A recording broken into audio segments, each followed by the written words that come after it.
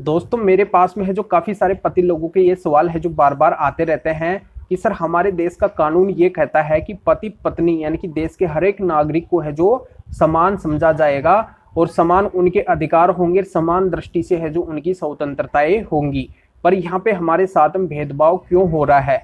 हमारे भी वही हाथ पैर हैं और पत्नी के भी वही हाथ पैर हैं, फिर भी है जो हमारे ऊपर मेंटेनेंस क्यों लगाया जा रहा है? जब पत्नी सक्षम है, वो कमा सकती है, वो शारीरिक दृष्टि से सक्षम है, पढ़ी लिखी है, वो जॉब कर सकती है, तो फिर यहाँ पे हमारे ऊपर ही केवल मेंटेनेंस क्यों लगता है? अगर हम बेरोजगार है तब भी है जो हमें इस समस्या का सामना करना पड़ता है, यानी कि मेंटेनेंस जैसी जो समस्या है उसका सामना करना पड़ता है।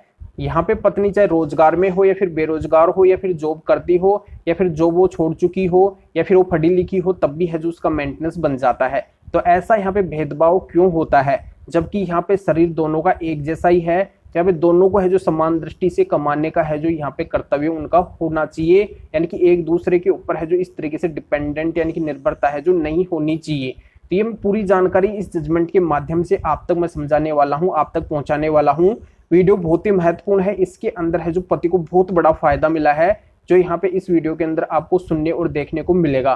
तो बिल्कुल अंत तक बने रहिए, तभी है जो पूरी जानकारी समझ में आएगी, क्योंकि आधे अधूरे वीडियो से कोई भी जानकारी समझ में नहीं आती है। ये आपका नया चैनल है तो इसको आपको जरूर सब्सक्राइब करना है। मेरी रिक्वेस्ट है जो भी इस वीडियो को देख रहे हैं उन सभी को इस चैनल को जरूर सब्सक्राइब करना है। तो ऐसे बहुत महत्वपूर्ण वीडियो है जो आपके लिए समय समय पे है जो इस चैनल के ऊपर आते रहेंगे, जो आपकी बहुत मदद करेंगे। तो यहाँ पे थोड़ा सा टाइम लगेगा, आपसे रिक्वेस्ट है इसको सब्सक्राइब करके बेल आइकन को अवश्य दबा दीजिए। तो चलिए शुरू करते हैं। तो वेलकम दोस्तों, मैं हूं आपका अपना एडवोकेट जितेंद्र। तो यहाँ पे मैं अच्छे से आपके लिए है जो क्लियर कर देता हूँ, समझा देता हूँ कि जब पति पत्नी का विवाद होता है और पत्नी जब पति से अलग होती है तो पत्नी का ये मेन मकसद होता है, वो ये देखती है कि मुझे है जो कौन कौन से कानून के द्वारा है जो हेल्प मिल सकती है, मेरे लिए है जो स्पेशल कानून कौन से बने हुए हैं। यहाँ पे जिन पत्नियों को पता होता है वो तो क्या करती है कि 125 सीआरपीसी का केस फाइल कर देती है, डीयू का केस फाइल कर देती है, या फिर पति कोई केस फाइल करते हैं तो उनके अंदर है जो एचएमए सेक्शन 24 का एप्लीकेशन लगा देती है। यानी कि पत्नी सबसे पहले अपने अधिकारों के तहत है जो पति से मेंटेनेंस लेना चाहती है, भरण पोषण की एक मोटी रकम है जो वो लेना चाहती है। तो यहाँ पे उसको कहीं से एडवाइस मिलती है या फिर उसको है जो कहीं से ज्ञान आता है या फिर उसको स्वयं को पता होता है, तो ये सारे स्टेप है जो फॉलो करके और अपने ज्यादा से ज्यादा जो अधिकार बनते हैं पत्नी के, वो सारे अधिकार है जो अपने पति से वो लेना चाहती है। ऐसी स्थिति में है जो खुद नहीं देखती है कि मैं भी कुछ कर सकती हूँ, पर यहाँ पे इन सारी बातों को डिनाई करके और पत्नी बस पति से ही मेंटेनेंस लेना चाहती है। तो इस मामले के अंदर क्या होता है, देखो ये मामला है जो पत्नी के द्वारा ही डाला जाता है। पति पत्नी के बीच में कोई छोटा मोटा डिस्प्यूट होता है, पत्नी है जो पति से अलग रहती है तो वो क्या करती है, लोअर कोर्ट में जाके पति के ऊपर है जो मेंटेनेंस का केस फाइल कर देती है। अब इस मेंटेनेंस के केस के अंदर है जो पत्नी के पक्ष के अंदर ऑर्डर हो जाता है।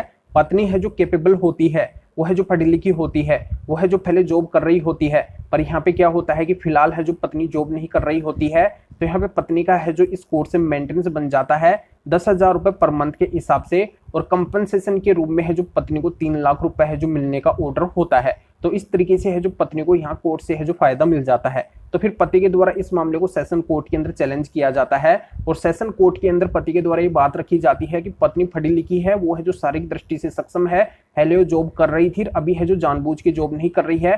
तो इन सारी बातों को देखते हुए सेशन कोर्ट के द्वारा जो पत्नी का मेंटेनेंस है उसे घटा के 5,000 रुपए पर मंथ के हिसाब से कर दिया जाता है, और जो कंपनसेशन 3 लाख रुपए का था तो उसको घटा के 2 लाख रुपए है जो यहाँ से कर दिया जाता है। अब पत्नी है जो इस ऑर्डर से नाराज होती है तो पहुंचती है हाई कोर्ट के अंदर। तो हाई कोर्ट के सामने अपनी बात रखती है कि यहाँ पे पूरा मेंटेनेंस है जो मुझे पति से मिलना चाहिए, क्योंकि ये है जो मेरा अधिकार होता है।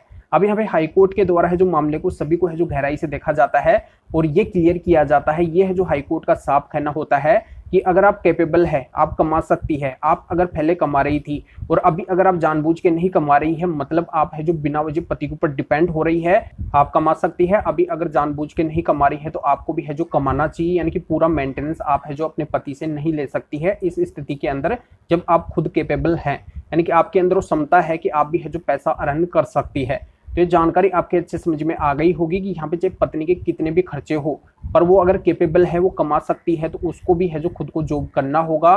पूरा मेंटेनेंस है जो अपने पति से वो नहीं ले सकती है। तो जानकारी यहाँ पे समझ में आ गई होगी, बहुत ही महत्वपूर्ण जजमेंट है।